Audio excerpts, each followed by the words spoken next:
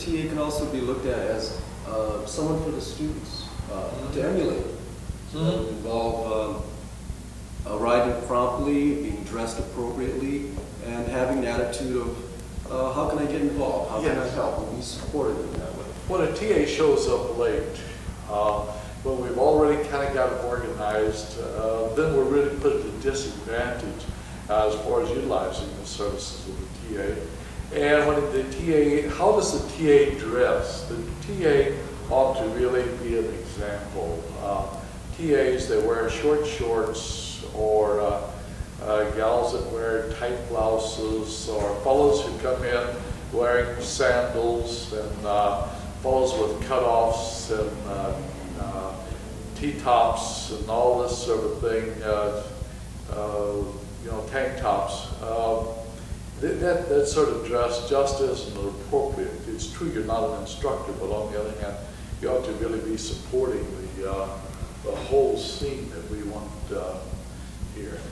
And that idea of being here early and planning on staying a little late and helping to arrange the furniture and all of that is really important.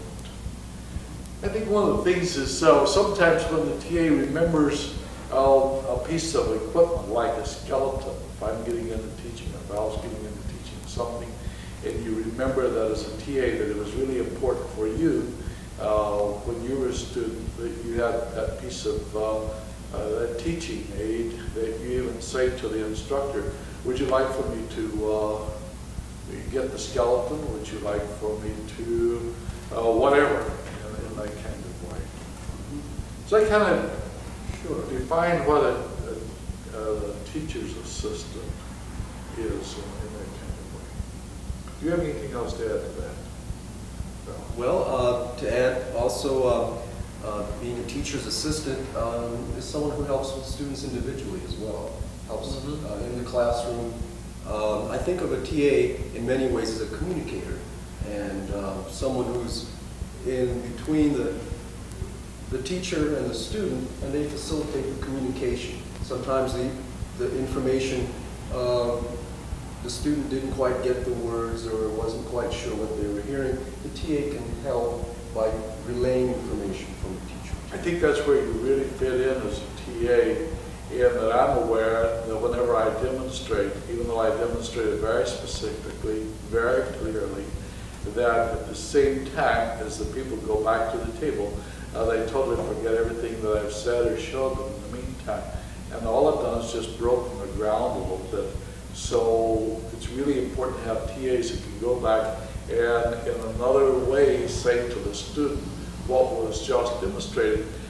And in that regard, it's really important for you as a TA to be attentive to the demonstrations as we go through. Know many times we change the massage and this sort of thing.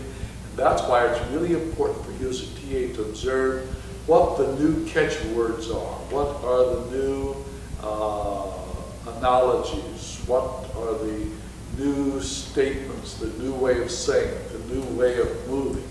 Because we keep, like Val and I and the other teachers, we keep looking for new ways. And you may have gotten it very well as a TA, as a student, but when you come now as a TA, it's really important somehow or another you're able to catch the new phrases that we're using and repeat those when you go to the table, so that what you show the new student is really in line with what we're doing now, not what you did when you were there.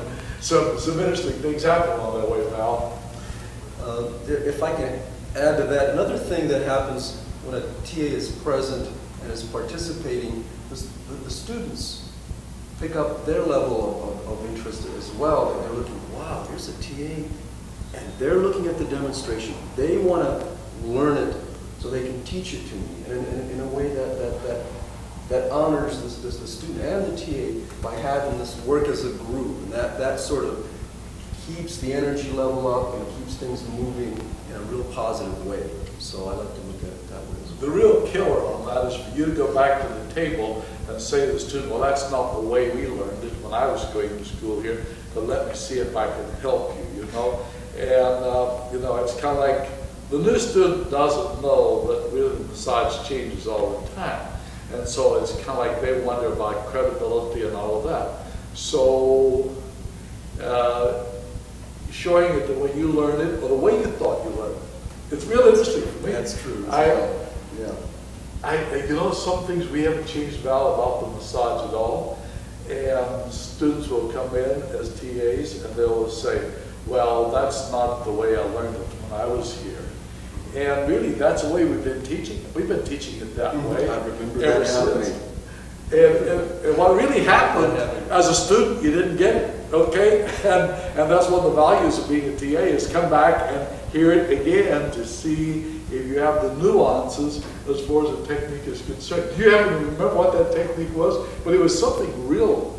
I don't remember offhand, but it was almost opposite of what we were teaching, and somehow they had picked it up that way, and it wasn't caught until they came back as a TA and said, "Did you change that?" No, let's reevaluate that. Let's get in and learn that one.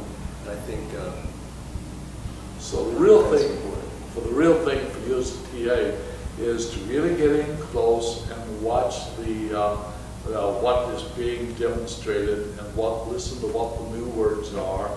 This sort of thing. Even notice if some people are not getting it, whether they're not listening. We can even encourage new students to keep their focus. And one of the things that really distracts on that is if you're over talking to someone that's on the table or something like that, then that splits the energy up. And we need that kind of a focus to really get in and get this information across.